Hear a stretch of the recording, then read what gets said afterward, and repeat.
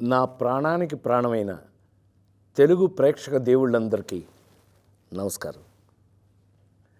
ఈరోజు నా జీవితంలో ఎంతో సంతోషకరమైన రోజు.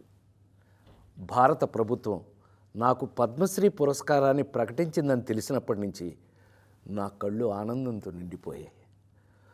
ఒక నటుడిని గుర్తించి ఇంతటి గొప్ప గౌరవాన్ని అందించిన భారత ప్రభుత్వానికి నా శిరస్సు వంచి నమస్కరిస్తున్నాను. అలాగే నా పేరుని ఈ పురస్కారానికి సిఫార్సు చేసిన ఆంధ్రప్రదేశ్ ప్రభుత్వానికి, పెద్దలందరికీ నా ప్రత్యేక కృతజ్ఞతలు. కానీ నిజం చెప్పాలంటే ఈ అవార్డు నాది కాదు, మీది. 48 ఏళ్లుగా నన్ను ఒక నటుడిగా మాత్రమే కాకుండా మీ ఇంట్లో ఒక మనిషిగా, మీలో ఒకడిగా గుండెల్లో పెట్టుకుని చూసుకుంటున్నారు.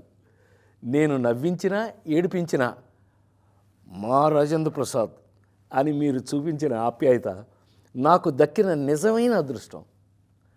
ఆ ప్రేమే ఈరోజు నన్ను ఇక్కడ దాకా నడిపించింది. 2 తెలుగు రాష్ట్రాల ప్రజలు నన్ను సొంత బిడ్డలాగా ఆదరించారు. మీ రుణం ఈ జన్మలో తీర్చుకోలేను. నాతో పాటు ఈ ఏడాది పద్మ పురస్కారాలు అందుకుంటున్న దేశంలోని మహానుభావులందరికీ నా శుభాకాంక్షలు తెలియజేస్తున్నాను. మీ ఆశీస్సులు ఎప్పుడూ నా మీద ఇలాగే ఉండాలి. బ్రతికున్నంత వరకు సర్వదా మీ రాజేంద్ర ప్రసాద్.